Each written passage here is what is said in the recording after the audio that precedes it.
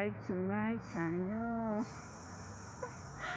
Uwi na ako dahil wala yung nagtuturo ng sayaw.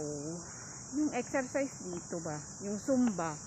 Pumunta ko dito para magkisumba. Kaya lang, wala yung nagsusumba. Kaya, uwi na ako. Walang exercise ngayon. Hayaan mo na yung fat. Kasi laging sabi nung sa akin, you're too fat. I told you already, don't eat too much rice. Gusto ko nang kumain ng maraming rice. Kaso nga lang, yung alaga ko, lagi akong pinipigilan kumain ng rice. Kasi, lumalaki na daw yung katawan ko. Sabi ko naman, gusto kong maging mataba. Bakit ba? Gusto niya maging payat ako. Gusto ko naman maging mataba.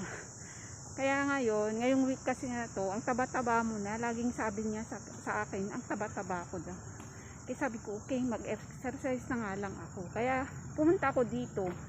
Wala naman yung nagtuturo ng ng sumba-sumba dito sa park. Kaya hindi natuloy yung pag-exercise ko. Yun.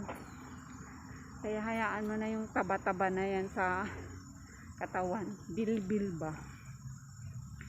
Gusto ko na, sabi ko nga sa kanya, pangarap ko talaga maging mataba.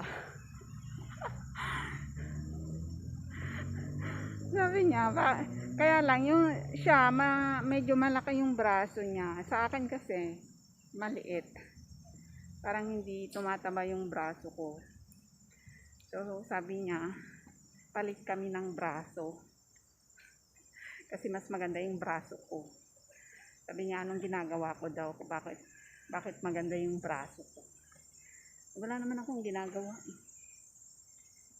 Gifted ba? Maganda yung braso ko. Joke lang. Bye-bye guys. Uwi na ako.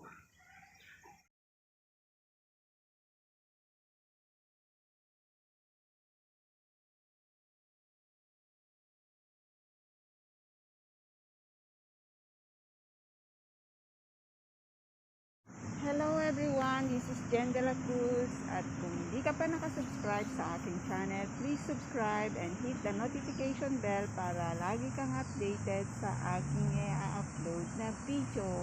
Ingat and God bless everyone.